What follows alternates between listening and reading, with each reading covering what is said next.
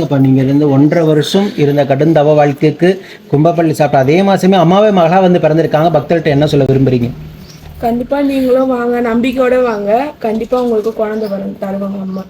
சந்தோஷமா. நீங்க குழந்தை மழலை செல்வத்தை அடைஞ்சது போல அத்துணை தம்பதிகளுக்கு நம்ம சேலத்து மகமா இல்லங்காம வரம் கொடுக்குன்னு நீங்க வேண்டிக்கணும். சந்தோஷம். ஓம் சக்தி. சென்னை மாவட்டம் பாரிஸ் பூக்கடை செவன்வெல்ஸை சார்ந்த லோகநாதன் புவனேஸ்வரி தம்பதிகள் திருமணமாகி 1.5 ஆண்டு காலம் மழலை செல்வம் இல்லாம நம்ம சேலத்து மகமாய தேடி வந்து அமாவாசை என்று கும்பப்படியில் பிரசாதம் வாங்கி சாப்பிட்டு அதே மாதமே அம்மா மனமிறங்கி கருவை தக்க வச்சு அழகான பெண் குழந்தை ஈன்றெடுத்து அம்மனுக்கு இன்னைக்கு வேண்டுதல் கடனை செலுத்திட்டு உங்க முன்னாடி சாட்சியாக நின்றுட்டு இருக்காங்க. நம்ம ஆலயத்துலதான் வளைகாப்பு வைபவம் நடத்திக்கிட்டாங்க.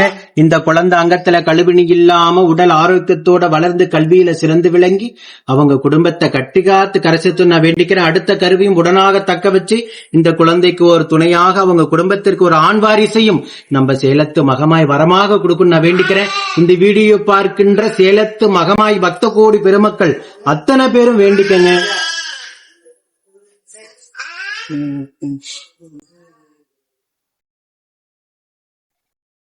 இதே போல நித்தம் சாட்சியாக நிற்கின்ற பக்த கோடி பெருமக்களை கண்கூடாக பார்த்துக்கிட்டு தான் இருக்கீங்க. நம்ம சேலத்து மகமாயினுடைய அற்புதங்களையும் அதிசயங்களையும் ஓம் சக்தி பராசக்தி.